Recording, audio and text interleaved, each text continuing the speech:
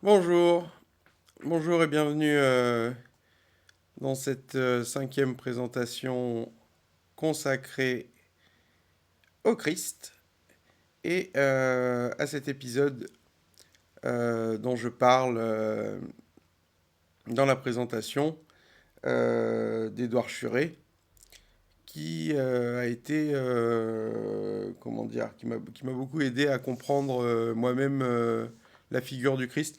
Alors je l'ai retrouvé euh, ce passage dans les grands initiés d'Édouard Churet. Je vais vous le lire parce que ça fait une page et c'est vraiment marrant. C'est comme ça bonsoir, bonsoir Marie-Louise et bonsoir Lo. C'est comme ça que j'ai fait connaissance moi-même avec cette figure de la religion, en sachant que quand je lis les grands initiés, je ne suis pas croyant encore, et que grâce à ce livre, je vais commencer à m'intéresser aux grandes figures de la religion, et non plus seulement à leurs résidus, comment dire, dogmatiques ou temporels. Donc, avant ça, je voulais faire un petit point vite fait, vous parler de l'émission, vous dire que ce que je vous propose, c'est un café philo.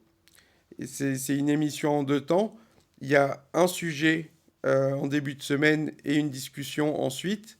Et qu'à travers, à travers ce- ces émissions, on va voir tout un certain nombre de choses, de classiques de l'ésotérisme, mais pas seulement, on va aussi voir des choses nouvelles issues de ma pensée. Ça ne va pas tarder.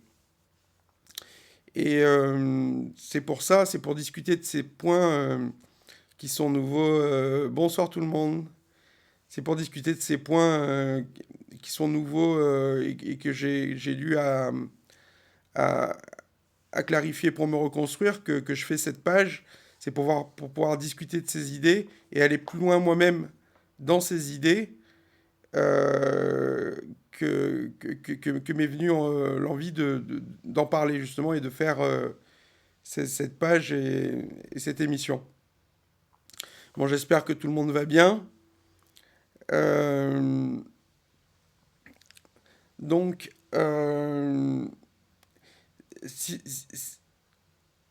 bonsoir Mimi. Bon, bah, si vous voulez, vu que c'est le sujet de la présentation, j'ai retrouvé le passage d'Édouard Churet euh, dont je parle dans la présentation, qui est cette anecdote qui relate le moment entre la fin de la tentation au désert et l'acceptation éventuelle de la mission de Jésus, qui n'est pas relatée dans les évangiles. Mais moi, ce qui me plaît dans la figure de Jésus, finalement, c'est son humanité. Comment il est possible, il apparaît dans les évangiles toujours, comment dire ça, il est terrible, il a peur de rien, il est formidable, mais comment fait-on pour en arriver là? Comment fait-on pour témoigner de tout ça? Et donc, il y a une clé de lecture que j'avais trouvée euh, dans les grands initiés que je voulais partager. Alors, je vais vous la lire de suite, ça prend, c'est qu'une page, mais j'estime que ça vaut le coup. Donc, le passage se passe juste après la tentation. Donc, Jésus repousse Satan et il se retrouve seul dans le lieu de sa retraite. Et Jésus dit, il interroge l'esprit et il dit, par quel signe vaincrai-je les puissances de la terre? Et l'esprit lui répond, par le signe du Fils de l'homme, dit une voix d'en haut. Alors Jésus dit, montre-moi ce signe. Et alors une constellation brillante apparut à l'horizon. Elle avait 4 étoiles en forme de croix. Le Galiléen reconnut le signe des anciennes initiations, familier à l'Égypte et conservé par les Esséniens. La croix splendide grandissait et se rapprochait comme attirée par le cœur du voyant. Les 4 étoiles flamboyaient en soleil de puissance et de gloire. Voilà le signe magique de la vie et de l'immortalité, dit la voix céleste. Les hommes l'ont possédé jadis, mais ils l'ont perdu. Veux-tu le leur rendre ? Je leur veux, dit Jésus. Alors, regarde, dit la voix, voici ton destin. Brusquement, les 4 étoiles s'éteignirent, la nuit se fit, un tonnerre souterrain ébranla les montagnes et, du fond de la mer morte, sortit une montagne sombre surmontée d'une croix noire. Un homme agonisant était cloué dessus. Un peuple démoniaque couvrait la montagne et hurlait avec un ricanement infernal. Si tu es le Messie, sauve-toi. Le voyant ouvrit les yeux tout grands, puis retomba en arrière, ruisselant d'une sueur froide. Car cet homme crucifié, c'était lui-même. Il l'avait compris. Pour vaincre, il fallait s'identifier avec ce double effrayant, évoqué par lui-même et placé devant lui comme une sinistre interrogation. Suspendu dans son intertitude comme dans le vide des espaces infinis, Jésus sentait à la fois les tortures du crucifié, les insultes des hommes et le silence profond du ciel. « Tu peux la prendre ou la repousser, » dit la voix angélique. Déjà la vision tremblotait par place et la croix fantôme commençait à pâlir avec son supplicié. Quand soudain Jésus revit près de lui les malades du puits de Siloé, et derrière eux venait tout un peuple d'âmes désespérées qui murmuraient, les mains jointes, « Sans toi, nous sommes perdus. Sauve-nous, toi qui sais aimer. » Alors le Galiléen se redressa lentement et, ouvrant ses bras pleins d'amour, s'écria « À moi la croix, et que le monde soit sauvé. » Aussitôt Jésus sentit un grand déchirement dans tous ses membres, et poussa un cri terrible.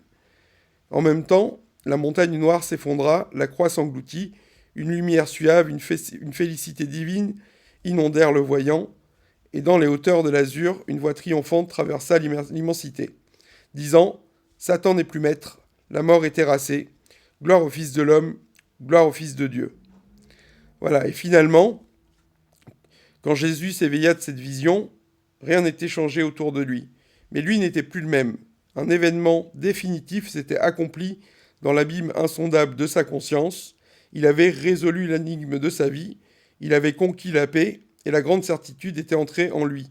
Du brisement de son être terrestre, qu'il avait foulé aux pieds et jeté dans le gouffre, une conscience nouvelle avait surgi, radieuse. Il savait qu'il était devenu le Messie par un acte irrévocable de sa volonté. Donc voilà pourquoi je voulais vous lire ce passage. C'est pour moi la clé qui permet de comprendre comment en fait un simple homme devient le Christ et comment en fait il a résolu l'impossible équation avec ce renoncement premier, c'est-à-dire en acceptant de rendre sa vie, il devenait plus qu'un homme, il devenait plus que lui-même, il devenait une ambassade de l'esprit universel, et donc tout ce qui allait s'opposer à lui au-delà, c'est-à-dire durant tout son ministère, n'était jamais que les empêchements du monde, comme je l'ai dit dans la présentation, à la bonne volonté. Parce que qu'est-ce que la bonne volonté ? Finalement, c'est le principe intemporel et universel qu'on nomme le créateur. C'est finalement une puissance de l'âme. Et ce principe éternel, Moïse, qui s'était exprimé à Moïse en disant « Je suis celui qui est », en fait, le Christ a juste choisi de s'identifier avec lui.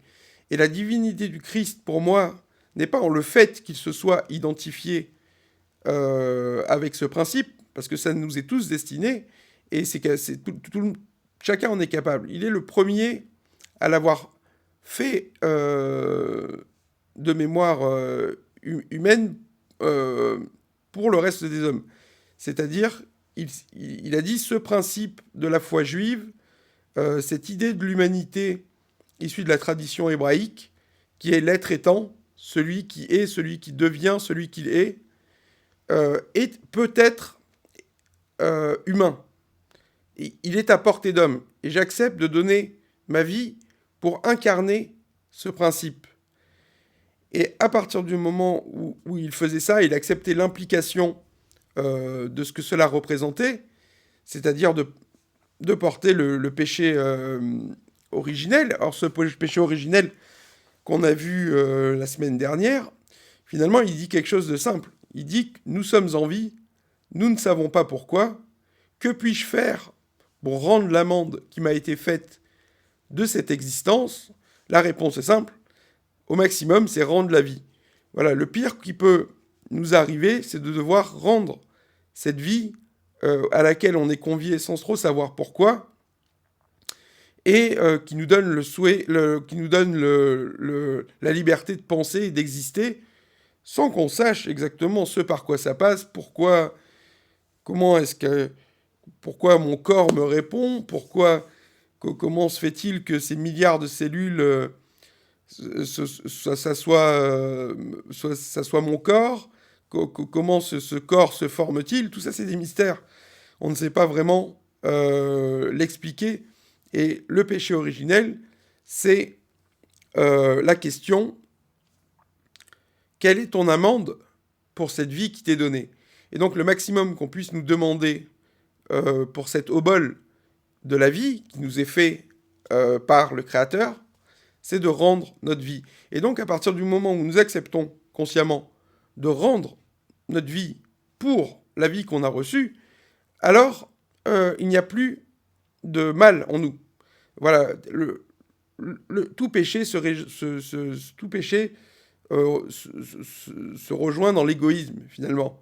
C'est le fait de se préférer soi à l'autre. À partir du moment où on accepte de donner notre vie par amitié, il n'y a plus d'égoïsme en l'homme et en l'âme. Et donc, à partir de là,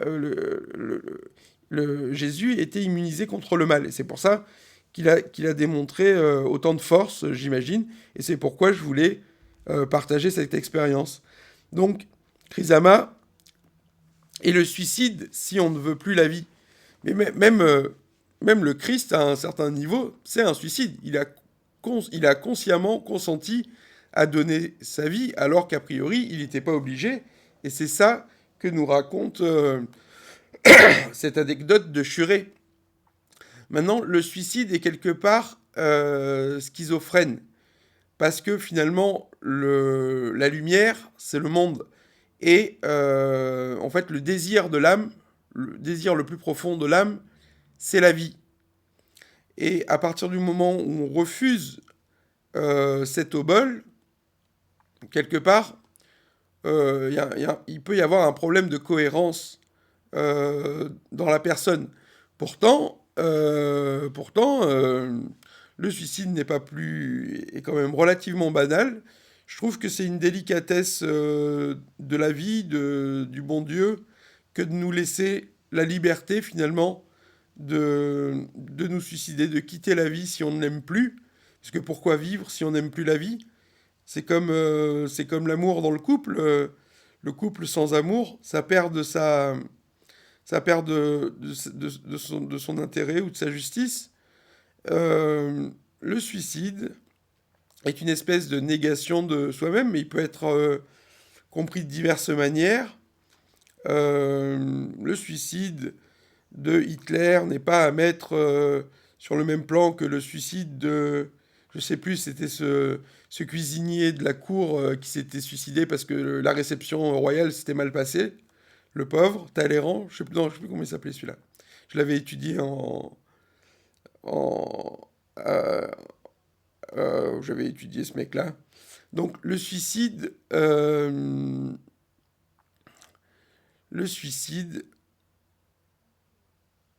bah, pour moi, j'aurais envie de dire que c'est dommage, mais aucun n'est le même que celui d'un autre. Et on peut pas dire que la vie soit facile. Et à partir de là, dans la mesure où on sait nous comprendre, Euh,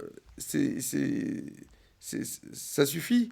Il y a Durkheim qui a écrit sur le suicide en disant que c'était un symptôme de la vie sociale, très intéressant. Et maintenant, cette euthanasie qui vient d'être votée, qui remet les choses en question, à savoir vraiment si on a fini notre vie, si on n'aime plus la vie, pourquoi rester vivant?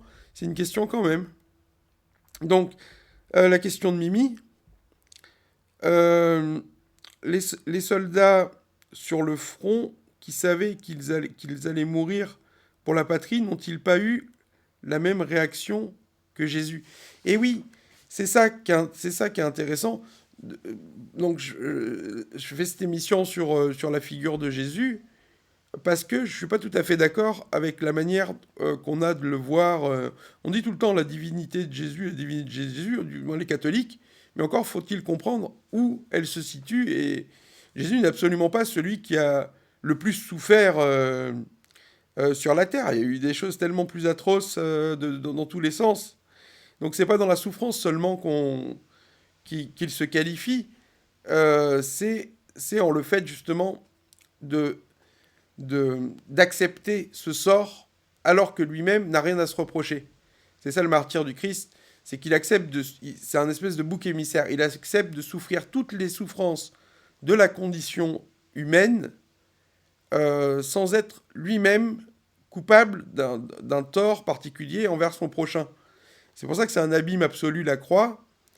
C'est parce que en fait, malgré sa mise à mort, il ne maudit jamais la vie, il ne maudit jamais Dieu. Il souffre juste le seuil de l'enfer, quoi. Le fond, il va toucher le fond de la condition pour le transmuter au-delà. Donc, effectivement, le seuil de la moralité, quel qu'il soit, c'est donc d'être capable de mourir par amitié, ou de mourir tel un soldat pour sa patrie, ou même de manière plus anodine, je sais pas moi, pour diverses raisons morales. Euh, la moralité, c'est de préférer quelque chose, quelqu'un, à soi-même.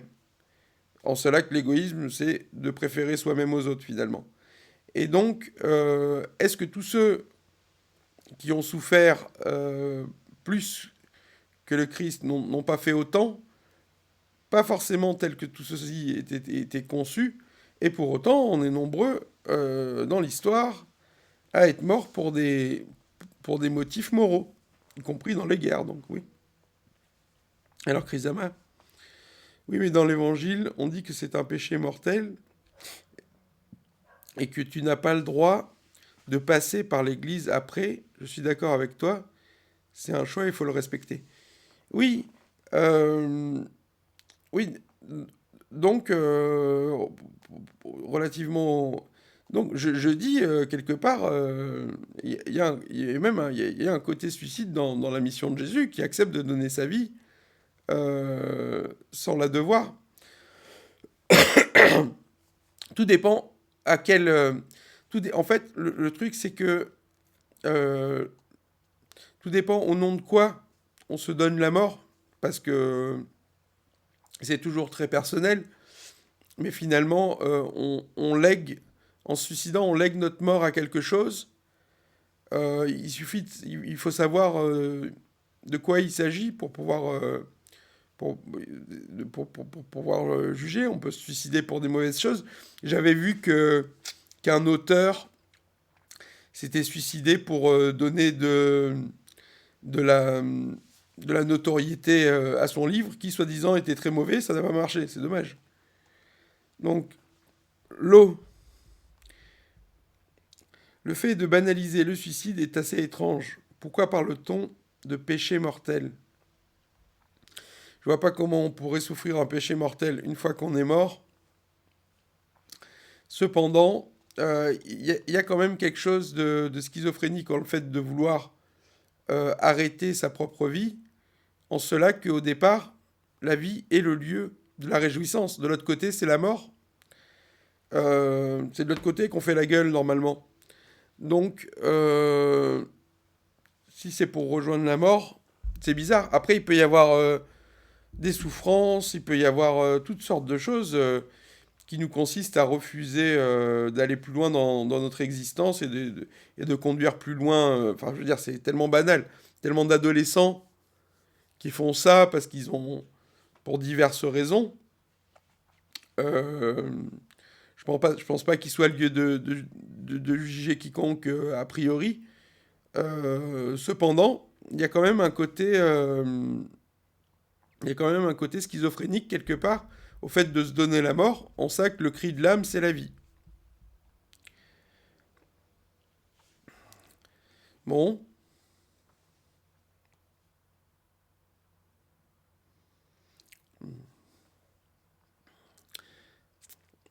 alors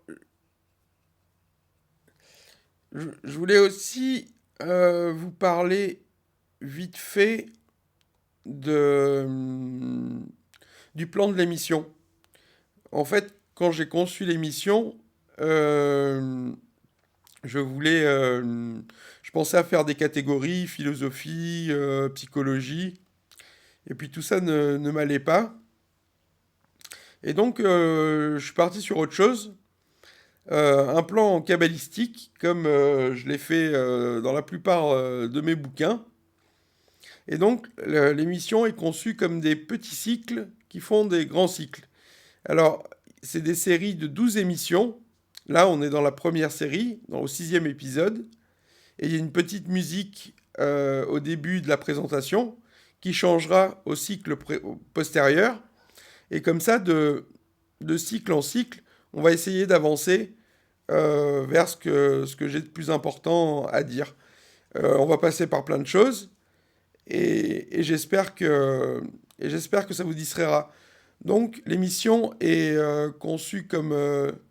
on va aborder diverses choses et si quelque chose vous parle, si une émission vous parle plus qu'une autre, alors c'est l'occasion de poser une question et de faire avancer le débat. On va voir plein de choses et, et j'espère que chacun saura y trouver quelque chose très vite. Donc, l'eau, le fait de banaliser le suicide... Non, c'est pas ça. N'y a-t-il pas un danger à ne pas aller au bout de sa tâche, le pourquoi on est venu sur Terre, dans le cas où on décide d'arrêter sa vie?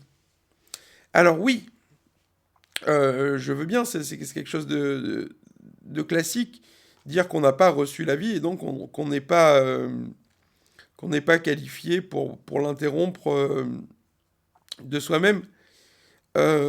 C'est possible, c'est valable à un certain niveau. Et à un autre niveau, on peut dire que, par exemple, pour quelqu'un qui est maintenu en vie artificielle, sa vie, son souvenir, parce que finalement, dans la mort, on est vivant dans notre souvenir auprès des siens.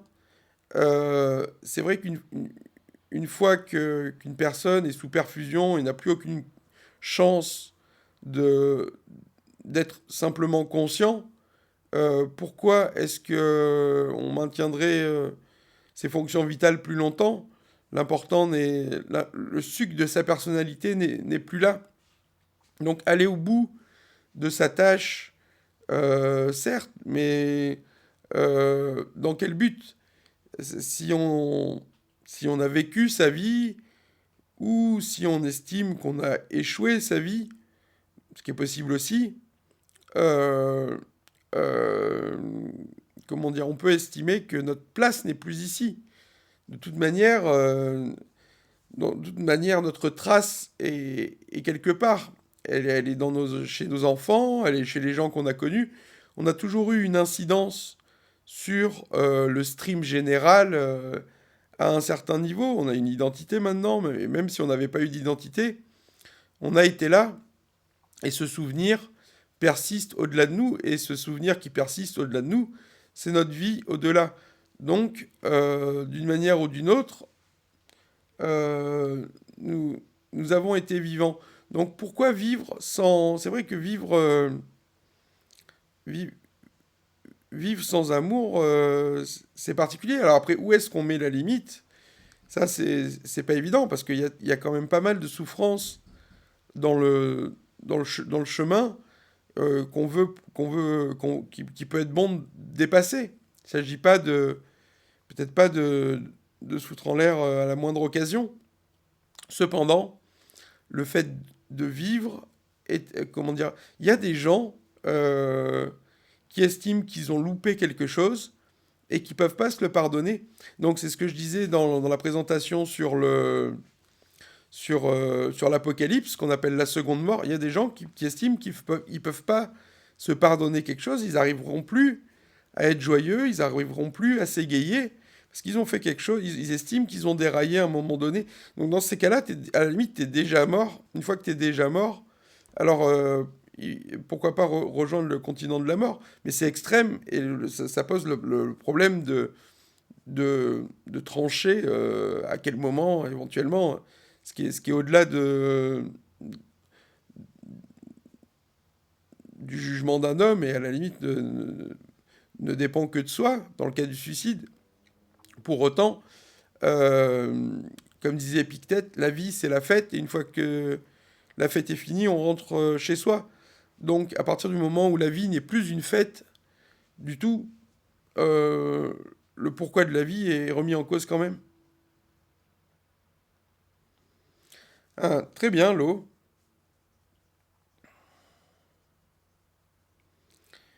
Chrysanthème, donc bien sûr, comme je disais, l'âme, notre souvenir, lui, continue d'une manière ou d'une autre à persister. En fait, si on conçoit notre propre vie comme un échec, il faut faire le point sur quel a été cet échec et éventuellement...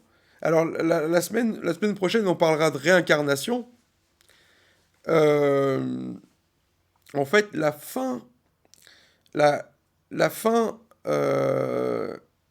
de l'âme nous est livrée en portrait, euh, nous est livrée en portrait dans l'Apocalypse à travers la description de l'esprit qui a les 7 étoiles entre les mains et qui a réuni les 4 éléments, l'air, l'eau, la terre et le feu, dans son expérience, et qui a donné qui a rendu le monde à travers euh, son destin. C'est comme si le monde qui était autour de nous devait passer par nous euh, pour se refléter sur nous, pour transparaître au-delà. Donc c'est pour ça que l'Apocalypse dit que Jésus est l'exemple de ce qu'il faut. Son esprit ne mourra jamais.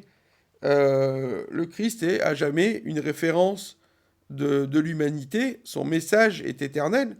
Et c'est déjà en cela qu'on peut concevoir qu'il soit éternel. Il a restitué tous les vaux de la vie humaine à travers son incarnation d'il y a 2000 ans. Du moins, c'est ce que nous dit l'Église.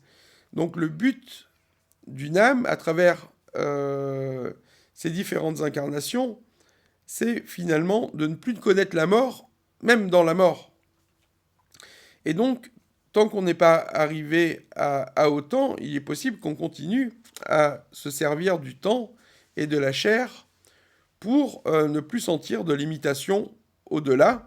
Donc le Christ dit, je suis le premier vivant d'entre les morts, ce qui veut dire, a priori, qu'il ne souffre pas plus d'être mort que d'être vivant, et c'est en cela qu'il serait éternel. Donc, oui, ça c'est la semaine prochaine, il y aura un sujet sur la réincarnation. Donc, pour comprendre, justement, pour comprendre la réincarnation, il faut comprendre quel serait le but de la réincarnation et ce vers quoi on veut arriver. Donc, le bouddhisme nous dit c'est le nirvana ou la réintégration à l'origine, à l'atman. Bref, c'est un état bien heureux, certainement, qu'il faille atteindre, si possible, sur Terre, pour ne plus le quitter au-delà. Quant, quant aux difficultés que chacun croise sur Terre, l'eau, je pense qu'il n'est pas évident de juger à la place des autres systématiquement, sans que le débat ne soit pas difficile. D'ailleurs, avec la nouvelle loi qui est passée sur l'euthanasie, c'est un débat très actuel. Ils sont nombreux. Il y a de, il y a des, il y a des bonnes choses chez les partisans comme ceux qui le contestent. C'est pas une question évidente.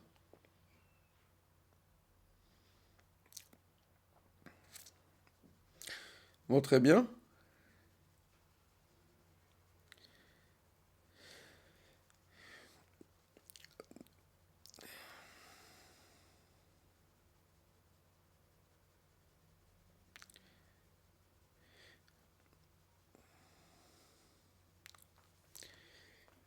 Oui,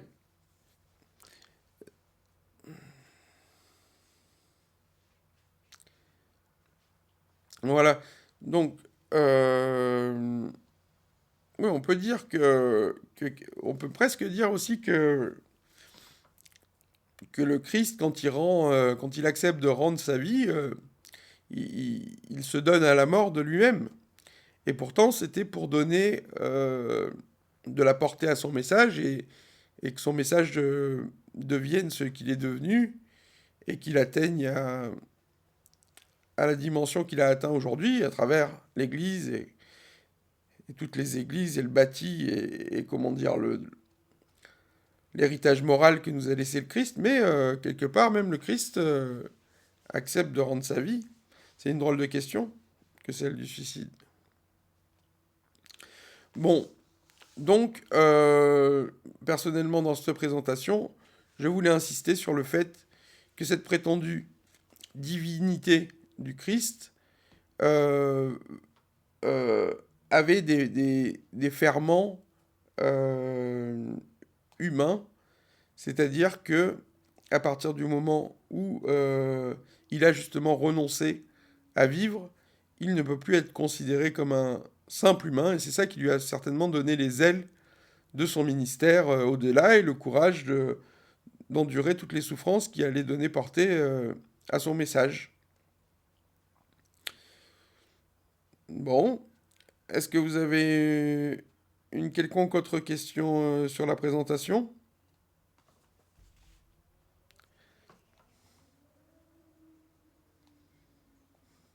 Ah oui, je voulais dire, peut-être dès la semaine prochaine, je vais essayer de diffuser le live en même temps sur YouTube pour peut-être accueillir plus de gens.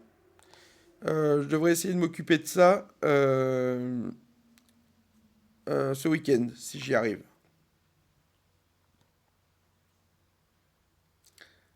Bonjour, Seb. Ah, mais il y a des gens dont on ne savait pas qu'ils étaient là. Très enchanté.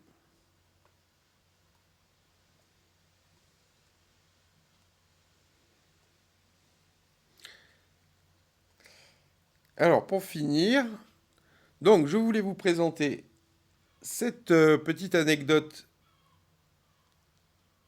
Cool, cool.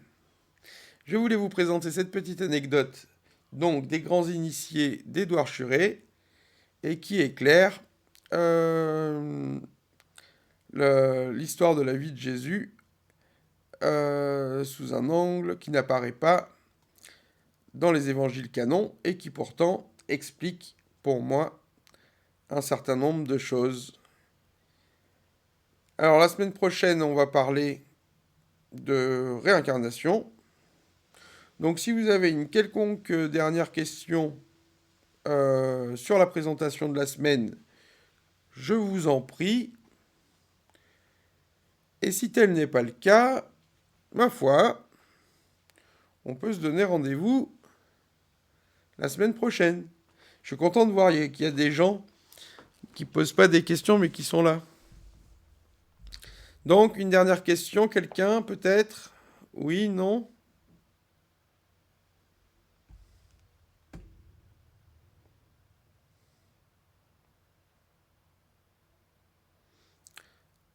Bon, on a eu un échange sur quelque chose quand même. question difficile.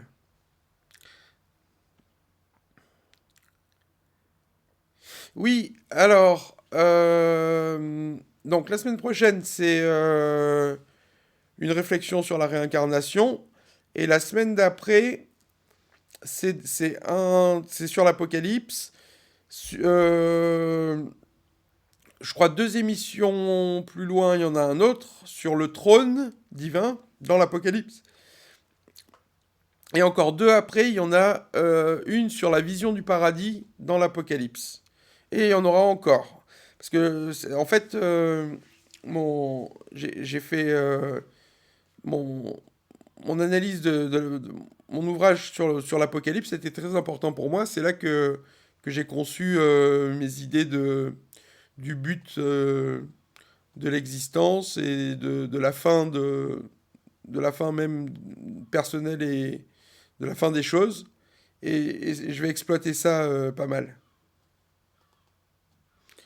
Bon, très bien. Ok, ma foi, je vais vous remercier pour ceux qui étaient là. S'il n'y a plus rien, ça marche. Donc, je vous donne rendez-vous la semaine prochaine. Pour ceux qui peuvent, essayer d'être là pour la première sur YouTube le lundi à 14 heures. Ça me fait plaisir de vous voir. N'hésitez pas de voir la présentation avant de participer au live si possible.